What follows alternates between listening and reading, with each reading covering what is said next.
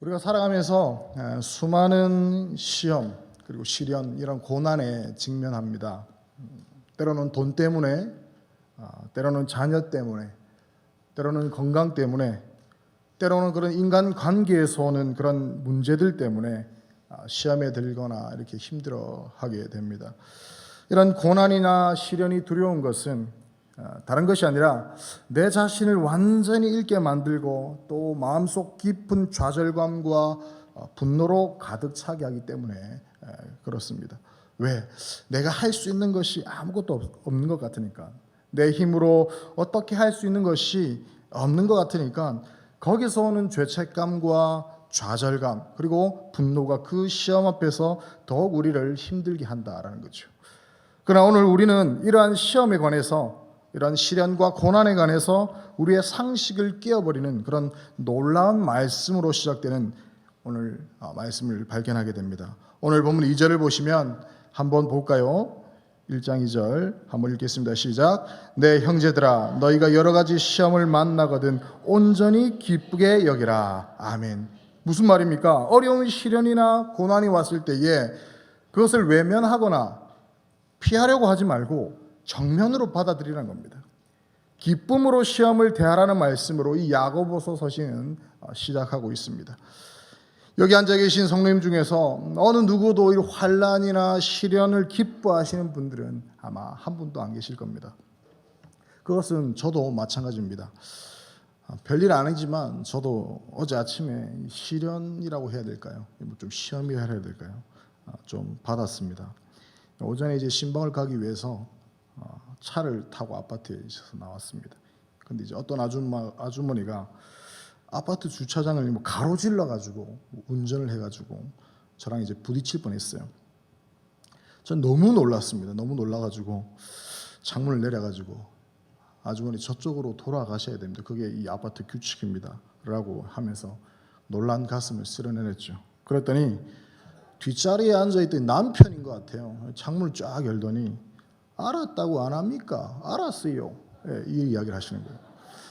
아니 뭐 제가 다른 말도 한 것도 아니고 근데 저쪽으로 돌아가는 게 규칙입니다 이라고 했더니 아니 그게 아니라 저도 너무 화가 나죠. 그러니까 그게 아니라 절로 돌아와야 된다는 말입니다 라고 했더니 이 아저씨가 이제 차 문을 열고 막 내리려고 하는 거예요. 순간 아마 그 1, 2초 상관입니다. 엄청난 고민과 생각들을 많이 했죠. 같이 내려가지고 이제 한판 떠야 되나? 싸움이라면 뭐 내가 밀리지는 않을 것 같은데 몸무게라도 내가 더 많이 나갈 것 같고, 아니면 진짜 참고 억울하지만 참고 기다려야 되나? 참고 가던 길을 가야 되나? 이런 찰나에 제 눈앞에 이 비전 센터가 보이는 겁니다. 그래, 내가 목사지, 참아야지. 저는 화가 나지만 결국 아무 말도 하지 않고 어떻게 보면 그 아저씨가 내려가지고 제가 겁을 먹어서 도망간 것 같처럼 그런 행택이 돼버렸죠. 얼마나 열이 받던지 어제 일을 생각하면 지금도 사실 열이 받습니다. 이거 좀 걸린 것 같고. 그래도 그런 시험과 같은 그런 일들을 어떻게 보면 제가 잘 넘긴 것 같아서 좀 다행이더라고 생각합니다. 사실 옛날에는요, 창문만 열어도 사람들이 그냥 도망을 갔는데 요즘에는 창문을 열어도 제가 순둥이처럼 보이는지 사람들이 많이 덤빕니다. 그런 의미에서 제가 옛날하고 얼굴이 좀 많이 바뀌었나 생각도, 살이 쪄가지고 좀 푸근해 보여서 막 옆집 아이씨처럼 보이나 이런 생각도 하면서 그래 내가 얼굴이 예전보다는 그나마 많이 성화되었구나 이 생각하면서 기쁨으로 받아들였습니다. 다음에는 이런 일이 일어나면 아예 마음으로 용서하고 아예 그냥 창문도 안 열고 그냥 지나가야 되겠다 이런 생각을 하게 된 날이었습니다. 아무튼 이 대부분 사람들은요, 그런 시련이나 환난이 자신에게 오지 않기를 바랍니다. 어쩔 수 없이 그런 일이 닥쳤을 때는 할 수 있는 한 그 문제를 외면하고 자기 자신에게 적용시키지 않으려고 합니다. 그런데 이 야고보는 그런 자세로 환난이나 시련에 임하지 말라고 오늘 말씀하고 있습니다. 여러 가지 시험을 만나거든 뭐라고 말씀하고 있습니다? 온전히 기쁘게 여기라라고 말씀하고 있습니다. 사실 환난에 빠져 있고 정말 시련에 빠져 있는, 극심한 시련에 빠져 있는 사람에게 무슨 권면의 말이 필요하겠습니까, 여러분? 다른 사람이 어려움과 환난이 있을 때에 가장 좋은 방법은 사실 직접적으로 어떤 진짜 그 문제를 해결해 줄 수 있는 문제를 딱 도움을 주던가, 그렇지 않으면 사실 조용히 지켜봐 주는 것뿐입니다. 그러나 야고보는 그렇게 하지 않았다는 거죠. 여러 교회들이 많은 어려움에 빠져 있다는 그런 소식을 듣고 그는 마치 기다렸다는 듯이, 야, 이런 어려움은 아무에게나 오는 것이 아니니까 너무나도 좋은 기회야. 기쁨으로 좀 잘 감당했으면 좋겠어. 이런 말씀을 오늘 하고 있다라는 거죠.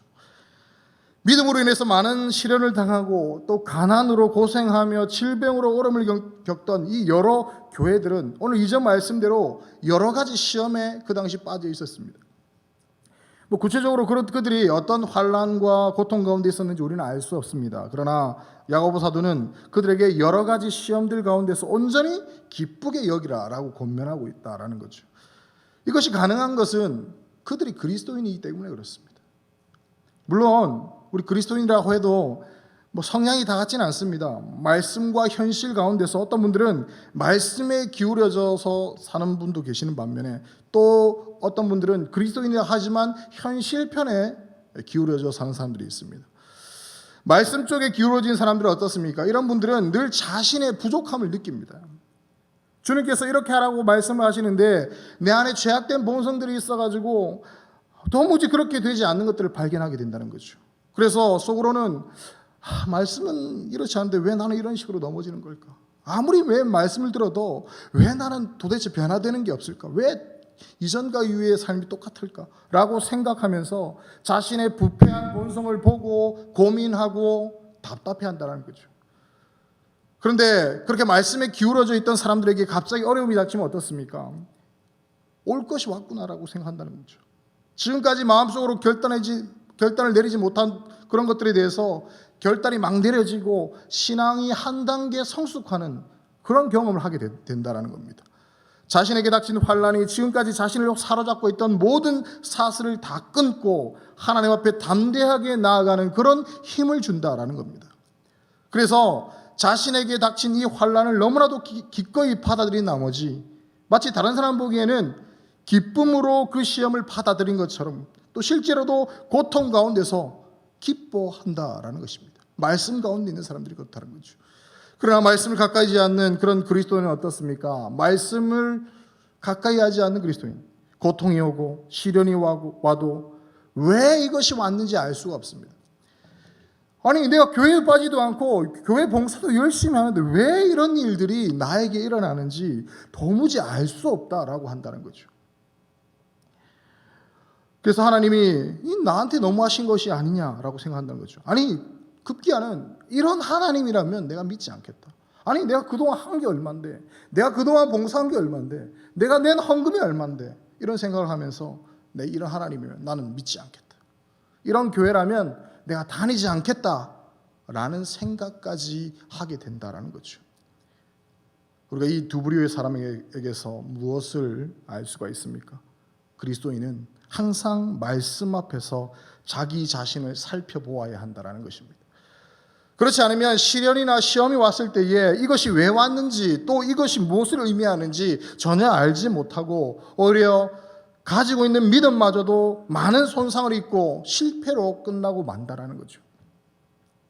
우리 자신을 말씀 앞에 놓고 보면요, 단순히 말씀만으로 우리가 깨끗해질 수 없다는 사실을 우리가 깨닫습니다. 아무리 애써도 더 이상 나갈 수 없는 우리의 자신의 한계가 있습니다. 머리로는요, 모든 것을 다 알고 있지만 돈이 아깝습니다. 설교는 들어서 다 알고 있지만 실제로 그렇게 하기가 힘들고 또 그렇게 살기도 싫습니다. 그래서 아무리 말씀을 들어도 더 이상 앞으로 나아가지 못하도록 막는 장애가 있다는 것을 우리가 늘 깨닫는다는 거죠. 그렇다면 그런 장애의 사슬을 끊는 것이 무엇이냐라는 겁니다. 그것은 바로 우리에게 예기치 않게 닥친 그런 환난이요 시련입니다. 우리에게 어려움이 오면요, 지금까지 잡아매고 있던 모든 사슬이 다 풀려버립니다. 사람들의 체면을 보아서 옳은 것인 줄 알았지만 끊지 못하고 질질 끌려다니던 것, 너무나 오래된 습관이 되어버려가지고 마음으로는 해서는 안 되는 줄 알면서도 끊어지지 않던 그런 죄된 습관들이 모두 다 끊어져 버린다는 거죠. 이런 시험과 환난으로 인해 오히려 모든 것으로부터 우리는 자유할 수가 있다라는 겁니다. 그러나 그렇지 않고 세상의 기준에 자신을 맞추고 그렇게 사는 사람 입에서는요, 계속 이런 말이 나오겠죠. 왜 이런 일이 나에게 일어나야 되는지 모르겠다. 왜 하나님이 이런 일이 나에게 일어나도록 하시는지 나는 도무지 이해가 되지 않는다. 나는 아무리 생각해도 이런 시련이 나에게 올 것이라고 나는 생각하지 못했다. 이건 아닌 것 같다. 이런 말들만 입에서 나온다라는 거죠. 오늘 우리를 가장 답답하게 하는 것이 무엇입니까? 오늘 우리를 정말 힘들게 하는 것이 무엇입니까? 그것은 하나님 안에서 더 풍성해지고 더 자유로워지고 더 큰 은혜의 자리로 나아가야 되는데도 불구하고 여러 가지 세상 일에 매이고 내 자신이 약해서 그렇게 하지 못하는 것이 우리를 사실은 가장 답답하게 하고 가장 힘들게 합니다. 지금 이 자리에 계신 성도님들 중에서도 여러 모양으로 또 힘든 문제를 안고 또 힘들어하고 있는 분들 있을 줄 압니다.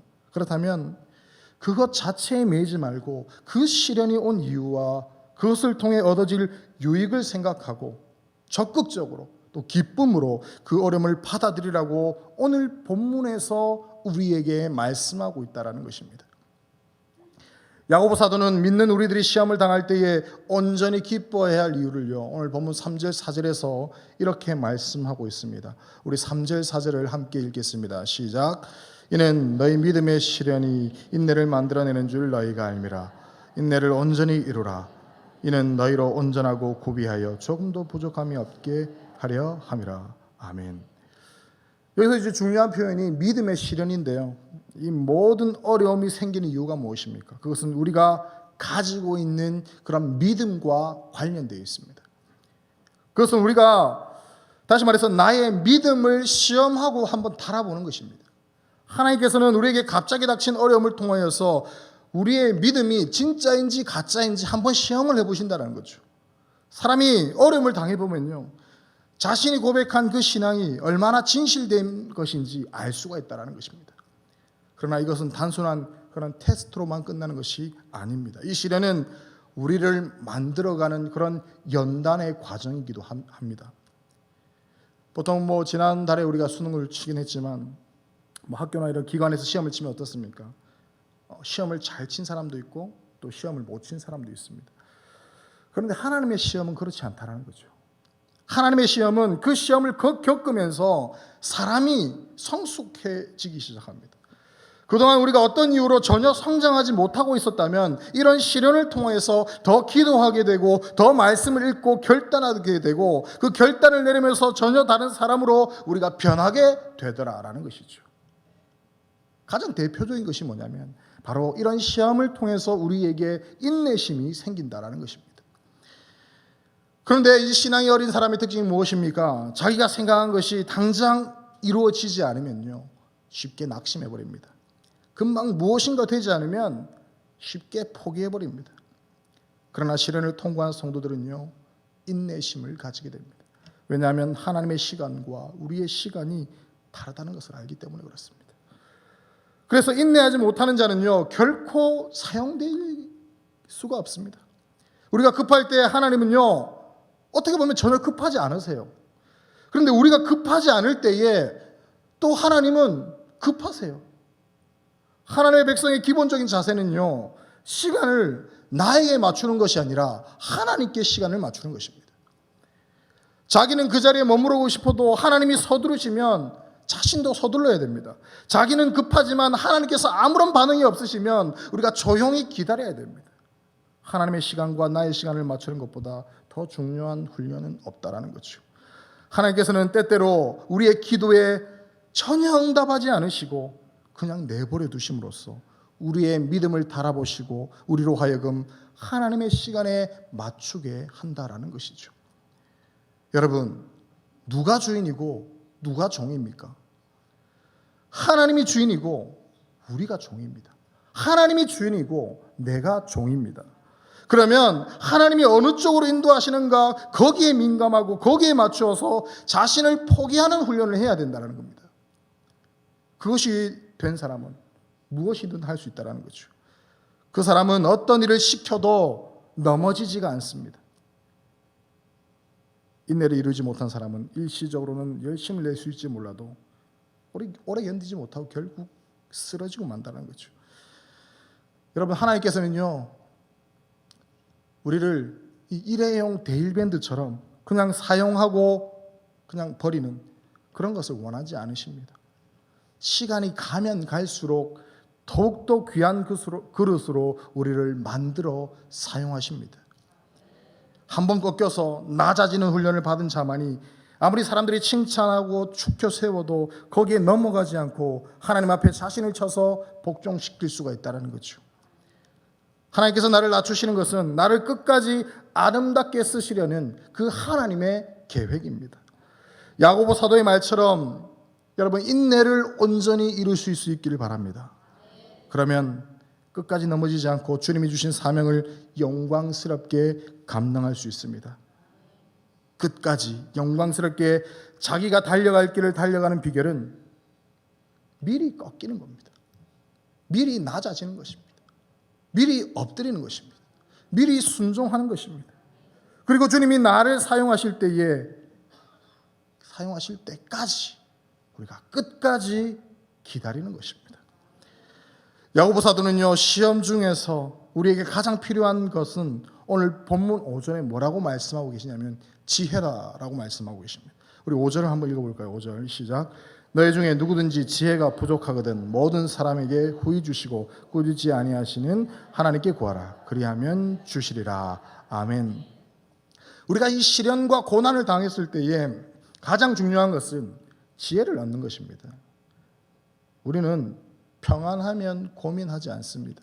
그러나 어려움이 오면 왜 이 어려움이 오는지, 왜 이럴 때 적대적인 감정을 가진 자에게 도대체 어떻게 해야 하는지 고민하는 가운데 지혜를 얻게 된다는 거죠. 믿는 자들이 사단과 싸우는 것은 사실 육적인 대결이 아니라 이 지혜의 대결입니다. 사단은 이미 우리를 너무나도 잘 알고 있어요. 왜냐하면 인간들을 수없이 다뤄보고 지배해 보았기 때문에 너무나도 잘 안다는 거죠. 그러나 그들이 알 수 없는 것이 있는데 바로 무엇이겠습니까? 바로 하나님의 지혜입니다. 우리는 시련 때에 더욱더 우리의 부족함을 느낍니다. 그것을 느낀다면 기도하라라는 것입니다. 하나님께서 그에게 놀라운 지혜로 채워주십니다. 이 지혜는 시시하게 이 세상에서 재빠르게 눈치나 보면서 유리한 쪽에 붙는 그런 지혜가 아닙니다. 이것은 문제의 본질을 꿰뚫는 지혜입니다. 아무리 거짓된 것으로 위장해도 하나님이 주신 지혜를 가진 자를 속일 수가 없다라는 거죠. 무슨 말을 해도 그는 본질을 꿰뚫어 보기 때문에 속지 않습니다. 그리고 당당하게 바른 길로 걸어가서 승리하게 될 줄로 믿습니다. 여러분, 우리가 보통 어려움이 생기면 어떻게 합니까? 도대체 무엇을 해야 될지 모릅니다. 모든 것이 당황스럽고 또 절망스럽기까지 합니다. 아니, 여러 사람을 둘러보아도 그동안 도움이 될 것 같은 사람들이 지금은 아무도 도움이 되질 않아요. 그럼 우리가 어떻게 합니까? 하나님께 기도합니다. 하나님, 제가 지금 어떻게 했으면 좋겠습니까? 하나님, 저는요 아무것도 모르겠습니다. 하나님, 저에게 지혜를 주십시오. 이 상황 가운데 하나님의 뜻이 무엇입니까? 이렇게 무릎 꿇고 기도하면 무엇인가 반드시 알게 됩니다. 나에게 닥친 어려움 가운데 하나님의 뜻을 발견하게 되더라는 거죠. 하나님의 지혜를 구하면 하나님께서 우리에게 그 문제를 해결할 지혜를 우리에게 주신다라는 것입니다. 이렇게 기도한 사람이 얻은 지혜는요 없어지지가 않습니다. 그 사람이 만약 교만해지지 않는 이상 그 지혜는요 그대로 있습니다.